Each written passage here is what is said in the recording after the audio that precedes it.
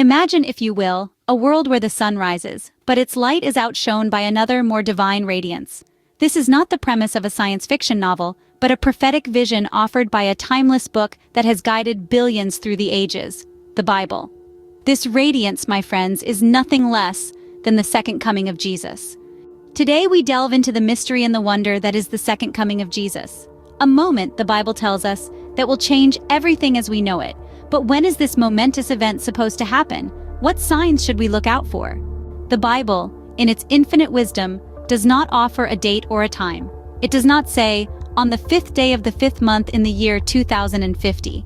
No, it offers something far more profound. It gives us signs, prophetic visions, and parables that speak of a time when the world as we know it will transform.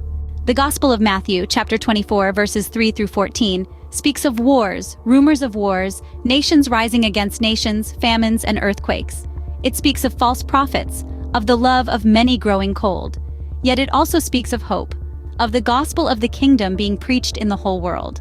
Luke, chapter 21, verses 25 to 28, speaks of signs in the sun, moon, and stars, of nations in anguish and perplexity at the roaring and tossing of the sea.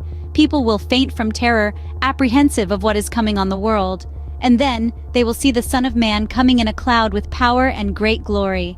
But remember, dear friends, these are not words of dread, but of anticipation. Anticipation of a new world, a new kingdom, a new era of righteousness and peace. The second coming is not an end, but a glorious beginning. The book of Revelation, chapter 19, verses 11 to 16, unveils the grandeur of this moment. It speaks of a rider on a white horse called Faithful and True. With justice he judges and wages war. His eyes are like blazing fire, and on his head are many crowns. His name is the Word of God, and the armies of heaven follow him. Yet, in the midst of these powerful visions, the Bible reminds us of something deeply personal. In the Gospel of Matthew, chapter 24, verse 44, it says, "So you also must be ready, because the Son of Man will come at an hour when you do not expect him."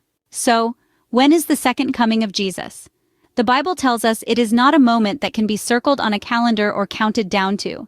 It is a time that calls for readiness, for watchfulness, for faith. It is a time that beckons us to live in love, in hope, and in anticipation of a world reborn. Reflect on these words, dear friends. Ponder them in your hearts, and let them guide your days. For the second coming is not just about looking to the skies in expectation. It's also about looking within ourselves, in readiness and in faith. Through this journey of exploration, may you find not just answers, but also questions. Questions that lead you to deeper understanding, to greater faith, and to a closer relationship with the divine. Until next time, remember, the greatest journey is the one that leads us home.